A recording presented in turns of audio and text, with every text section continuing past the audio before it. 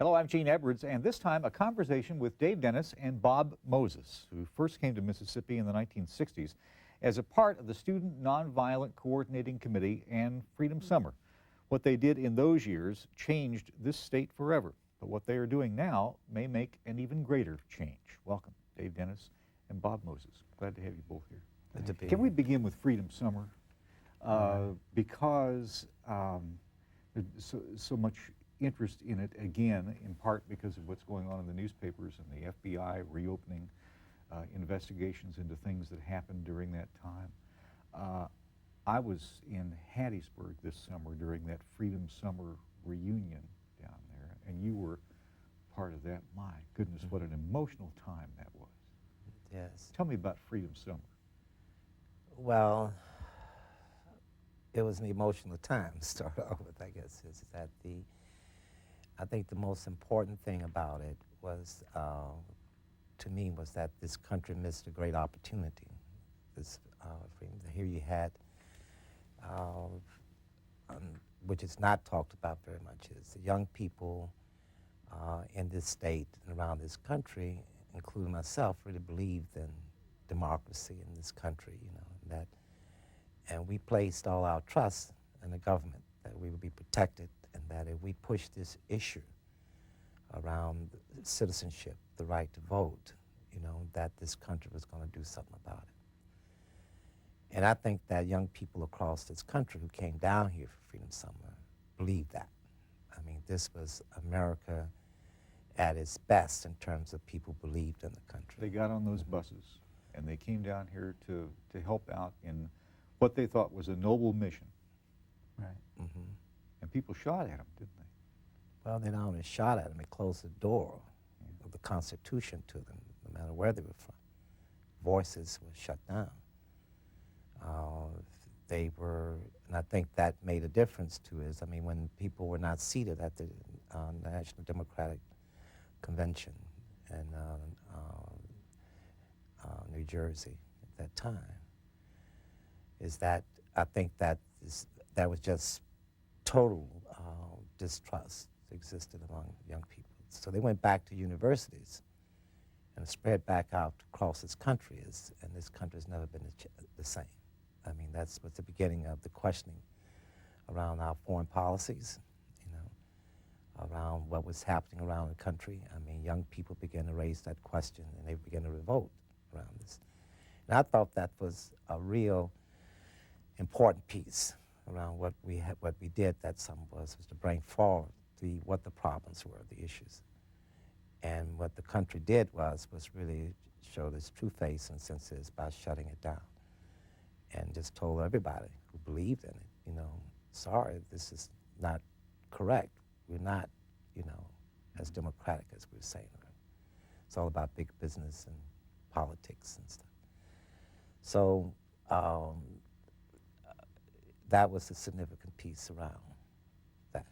I think young people who came down here really came down believing that is. And then, as we knew then, right after that, in 64, 65, and part of 64 is that we weren't being protected.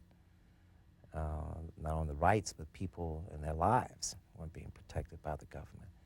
At one point the killings not only in Mississippi but in Louisiana, is that, we always point out the fact is of the so-called bad people in Mississippi, Mississippi or Louisiana, rednecks where you have the Ku Klux Klans. But it went beyond that, it wasn't just here in the South. This was also sort of a policy that was being protected by the government itself.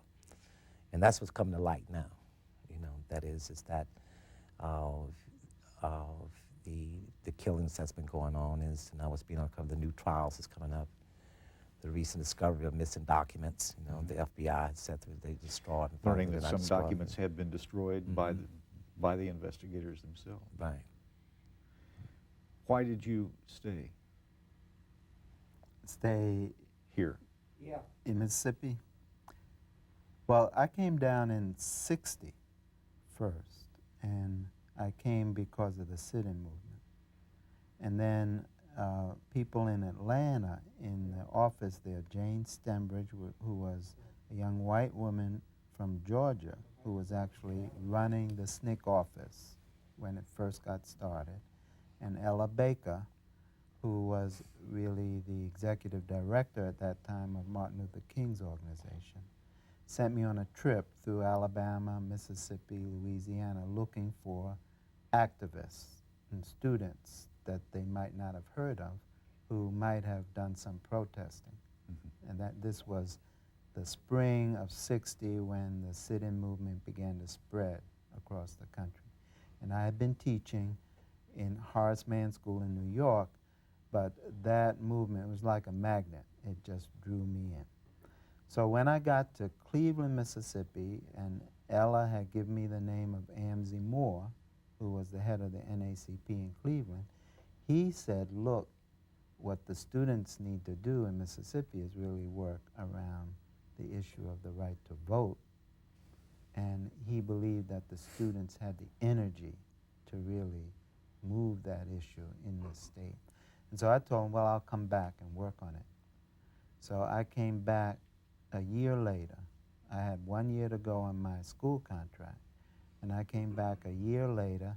And when I came back, the Freedom Riders had penetrated the state. And Dave was one of the Freedom Riders. He was in jail up there in Parchman. And I started out at Cleveland working, and then we got a letter from C.C. Bryant, who was the head of the NACP in Macomb, and he had read in Jet magazine that SNCC was going to do a voter registration project, and they mentioned Amzie's name. So he wrote Amzie and asked Amzie to send him some voter registration workers. Well, I was it at that time. And so you were Amzie some put me workers, on huh? yeah, I was all these workers. And he put me on the bus, and I went down to Macomb. And actually, that's the subject of the movie that's coming out on TNT on the 27th that Danny Glover is starring in. It's about the work that happened in Macomb during the months of July, August, September, October, November of 1961. And so after I got in it, it became my life, actually. John Dittmer, the historian who wrote that wonderful book, Local People, when I was talking to him about this whole thing, one of the things that always stuck with me was that John Dittmer said that the students were the ones who really changed Mississippi forever. Everybody else talked about it, did things, but when it finally got down to changing things, when it finally got down to it finally beginning to change, it was those students who did it. Right, certainly they brought their movement into Mississippi. I'm talking about the sit-in students via the Freedom Rides. So they really penetrated the sit-in movement into the state with those Freedom Rides, and then it spread all over the state, right, and attracted people. And of course, Mississippi kind of set itself up as the magnet also to attract the movement to it, because it put itself out there as the staunch defender above all other defenders of this really a system of apartheid. You have had such passion about it, and you still have such passion about it. Both of you do. Do students today have that kind of a passion about anything? Do young people today have that kind of passion about things? Rap. Rap. Rap. Right. They have Yeah. a lot of passion about their culture, right? Which is, in a way, it's an underground, in-your-face, right, kind of protest culturally, right? What I find lacking is a strategic path using that culture to bring about real change in their living conditions, you know, in their basic democratic rights, right? So, but it's there. I mean, you know, they're in there for hours practicing and performing and listening, you know, really intently involved, right? But it isn't public around public policy or issues. That, well, I mean, they're talking about issues. There's no question about that, right? But there's no strategic path from my point of view to actually resolve some of these issues in some kind of public, you know, arena. What went Right. wrong? Why isn't there a path? I don't think of it as what went wrong. I mean, I think of it as sort of where we are, right? How we evolved. I mean, from my point of view, you know, this is a centuries-old freedom struggle, right? I mean, it really is a long, long struggle, and we're caught up in part of it. We don't even know if we're in the middle of it. Well, we certainly don't know that we're near the end of it, right?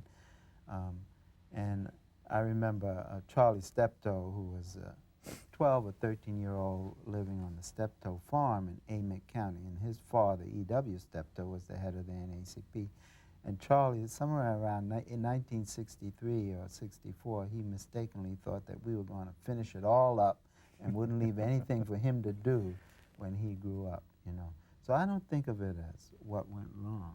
I mean, But No, yeah, I don't think so either. Things sort of shifted. In the 60s, especially in the early 70s, but especially in the 60s and before that is that you had signs saying, you know, colored here, white here, you know. I mean, it was very blatant out front is in terms of what this whole issue was. So confronting it, facing it, you know, it's about put in your face piece, but it's going after that. Then the Civil Rights Bill passed, and you know, the Voting Rights Act and everything else is, and so all of a sudden there was this whole issue of move toward integration, and our communities shifted. Things began to shift. It was supposed to be we accepted whatever it is, but we integrated. Black folk integrated into the white community. The white community did not integrate into the black community. Right. So things sort of shifted, losing perspective in some senses. So there was a lack of focus. I mean, what's the direction where you go? Because then all of a sudden is this whole issue around segregation became a little bit more subtle to a large extent. You couldn't put your finger on it. You know, the guy was, you know, smiling at you, taking your land, taking your property, you know, smiling at you, saying, look, you're welcome, you come eat a hamburger here. It's at the same time wiping away any possibilities of having jobs, whatever you have, to be able to continue to pay for the hamburger that you're going to eat. So the refocus is around something that we have no experience around organizing, you know, and that's around economic development and education, okay, which goes hand in hand, pieces. So I think the problem is where we are now is really searching for, trying to find that ground, you know, from which to try to operate. Young people coming out now, our homes are growing up in communities whereby they look out and there's nothing but devastation. It's like coming out of, I guess it would be like a place been bombed. Every morning you wake up and there's buildings are being boarded up. In the 60s, we did have restaurants. We had places to go. We had service stations. There were jobs, beauty shops. All that was located in the black communities. I mean, Lynch Street, there was Smackover's, a place that we used to eat and everything. There's nothing there now, boarded up. Even the churches are moving out of the communities. Kids have no understanding about the history of that community. They don't know anything about how, at one time, that Farish Street was a booming economic place for black people, businesses that existed down Farish Street. Or in Durham, North Carolina, it's used to call Little Black Wall Street. It's in that area there that was wiped out by urban renewal, you know, and stuff is they moved the interstate right through there and tore down all of those buildings that was really the economic base of black people that exists there. It's not there anymore. I mean, just sort of wiped out. So there's refocusing and struggling to find a way to where to go, you know, how to pull this strength together and focus or refocus. That's where we go on now, I think. And we talk about kids concentrating on rap, they're trying to find something to hang on to, you know, how to direct my energies. And I think what's going on now is this reshaping, whereby you begin to see a much more of a concentration, more focus, as people begin to find some direction. So there is a decrease in the black communities around kids smoking cigarettes. There's a decrease in the black communities of use of alcohol. And definitely there's a decrease in the murders that exist in black communities. All this has happened in the past few years. To me, it means to me is that kids are beginning to refocus because in those communities now begin to shift interests and begin to find some type of direction whereby that's why Who helped them do that? Where did they That's- get the role models? Where did they? I think in a large senses they develop and it's becoming what you call homegrown. I mean, again, they began to really look at themselves, I think, a little bit more. You take like the kids we're working with here there's some kids are moving, bringing things back to communities, to the largest extent. But here in Jackson, around the area where we work with the Algebra Project around Brinkley, in the schools, that's an area that, when we got here, I think it was 70% of black males murdered in the city of Jackson came out of that community Right. area, right? It's not too far from Brinkley, it's located not too far from where Medgar Evers was killed. Across the street from a library called Fannie Lou Hamer Library. Same time we first got there is that we met with a group of the teachers around this whole city. 35 teachers at one time and asked them who was Lynch, they couldn't tell you that, in history. But looking at that community and what we talk about, those kids now who, one I know in particular, like Miss Java Jackson, who was there as a slow learner, in the 6th grade levels. Now these particular kids are beginning to move, are doing better. They're part of Young People's Project, and they training other teachers. Other kids are seeing them do, So they're developing their own role models out there about kids to begin to see other kids do things. And there are some people who can, and I think this other piece is important, is that when we came into Mississippi, there was a floor, for us. I mean, that was the old guys, like Bob was talking about, the Step-Toes, now the NAACP Right. group. Mecca was here, and that was The a Brown Damers, group, and some those Damers, people and who- like, and they were back there in those backwoods and stuff but they had the NAACP cards. And it was like a little underground pieces. They protected us. They fed us, They made it happen. And they helped us, and they gave us the space to operate to make that move as young people. That's who you guys are now. That's who we are now. And you're doing it with mathematics. What is it about mathematics? Well, what is the computer. In other words, the computer symbolizes the technology shift, right? You've had, we grew up under industrial technology, and here you have a technology which is developing machines to mechanize physical work, right? So you're going to take work which is done with the human body and mechanize it through the use of these machines. So you've got to get kids Well, to this next level. Yes, well, in that technology, reading and writing was your literacy, right? For that technology that we grew up under, right? The technology that we have now is a technology which is working with your mind, right? Not your physical body, but with your mental processes. And it's a technology where you use computers to develop various procedures to organize what you think, right? And so now this is an enormous shift, a shift from a technology dealing with your physical labor to a technology dealing with your mental output, right? And how to organize what you are thinking about, right? And because the computers crunch numbers, quantitative data, they bring with them a new literacy, which is a math literacy, around this idea of economic access and citizenship. In other words, in the industrial age, reading and writing was sufficient for your literacy requirements for citizenship, no more. Right? You have to have your reading and writing and also your math literacy, right? And I'm talking about for this generation that's coming up and for their access to educational and economic opportunity, then they need an additional literacy under their belt. And so that's why math, because in our society, algebra particularly, is the place where you learn how to handle the symbolic forms that deal with the quantitative information.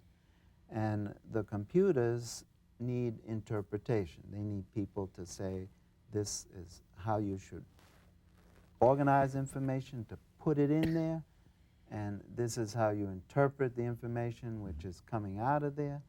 And because the information has a lot of numerical data in it, you need people who are able to decode this information, which is partially encoded in this numerical data. And the Algebra Project is your way of teaching these youngsters how to do that. But what I'm curious about is how you got to the project. Well, how many years did it take, and what was it that went off in your head? Right, and it's more than our way of teaching. It's our way of organizing, right, in the 90s and on, comparable to the way in which we organized in the 60s. So in the 60s, we were using the vote as an organizing tool for their political access, right? We were, the target population that we were working with, the organizing tool was the right to vote, but the goal was that they should have political access, right? So here, it's the algebra and math literacy, which is the tool for organizing the target population for their educational and economic access. In the 60s, we were working with adults. This time, we're working with school children, right? But the goals are, broadly speaking, the same. They're part of this long struggle of literacy and freedom, right? That these two have always been connected. And so for me, I came about it through, well, my family. In my family, I was the one who was responsible for the math. And so we have 4 children, my wife and I, and I was working as they went their way through school with them at home.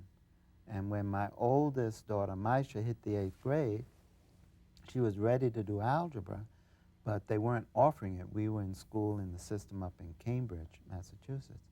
So, and she complained. She said, well, I'm tired of doing your math and the school's math. So I thought about it and I said, okay, you'll do my math in school, right? So I went into the school, and actually that was the time I got this MacArthur Fellowship, and it basically gave me 5 years to do what I wanted. Gave you the freedom. The freedom, yes, economic freedom, right? They give you $1,000 for every year you lived, right? So I was about 42 or something like that. So it was $42,000 a year for 5 years, right? And you could do what you want with it. And then other people have come on board to buy into the project ever since. Well, it's been a long struggle, but one of the main persons, of course, was Dave. Yeah. You teach here in Jackson, Mississippi, but every weekend you get on the plane and go back to your family on the East Coast. Well, part of my family's here, though. My oldest daughter, Maisha, and Olmo, my oldest son, both work with the project, and we live together when I'm here. And so that part of my family's here, and then right now it's ever shifting, but right now my wife, and she doesn't shift around. She's been in Cambridge. She's a doctor, isn't she? She's a doctor, a pediatrician, does work at MIT, and our two youngest children are in Cambridge, Taba and Malika. Did you ever, either of you, think that your lives would end up this way, from sitting there in that? How long were you in that cell in Parchman Prison? I wasn't there that long, so, just a few months, but I never thought I'd be doing this. No, to be honest with you. How I got involved was very interesting, because I practiced law for a while after I went back to school after leaving Mississippi in '65, and but we became reunited in 1989 when we had the conference here. Reunion here around the movie Mississippi Burning, right, which we all came back together in protest of that movie to look at really how do we take control over our history, you know, in pieces. And so I hadn't seen Bob in a number of years, and so every morning around 4 or 5 o'clock we'd get up and go out and talk by the pool about what you've been doing. So, and I'll go back and tell my wife, she says, well, how did it go? Fine, Bob, it's okay, we're really getting this on. So one day he moved up to around 1982 of his life, and he began to talk about this Algebra Project, and then compare it to, it's telling me that this is a new civil rights era, you know, this is where we're going is, and talking about algebra and civil rights in the same sentence. So I went back to my, she said, how'd it go today? I said, Bob's lost it. I said, you're talking about algebra and civil rights. So but that became the interesting pieces of my involvement of really talking, but it took him 2 years to really, for the light went on, and it had to do with my, in 1991, began to look at really this issue around schools and what he was talking about. But from 89 until then, I was still on the other side of the fence. You know, it's a fascinating, loving him to death but really thinking that he needed some care. It's a fascinating friendship. I know that you're going to be in Washington in a few weeks to receive another national award for the Algebra Project. This is a big dollar contribution that's going to come into it too, isn't it? Several. This is the Heinz Award, right? And apparently they have a secret nominating process, and so I guess some people who were contacted nominated me, and about a month and a half ago, or 2 months ago, they contacted us and said that I had actually been selected in, I think it was the human condition category, and they have about 7 categories of, where they select recipients of the award. So, and the money goes right back into the project.